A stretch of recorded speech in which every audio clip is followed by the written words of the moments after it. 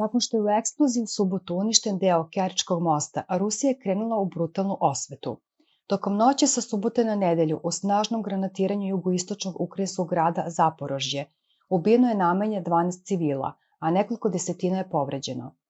Kerčki most je ključna putnička i železnička poveznica poluostrva Krima sa Rusijom.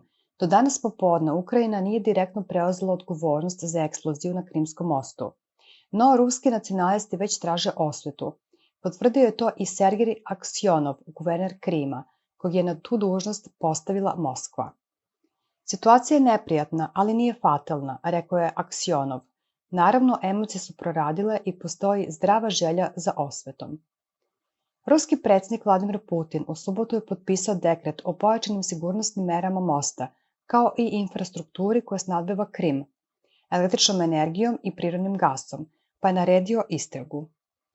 Pojedini ruski zvaničnici upozoravaju kako Moskva mora da reaguje brzo i ekstremno, oštro, jer će u suprotnom pokazati slabost dok se suočava sa stalnim gubicima na bojnom polju i sve glasnijim kritikama, prenose Jutarnji list.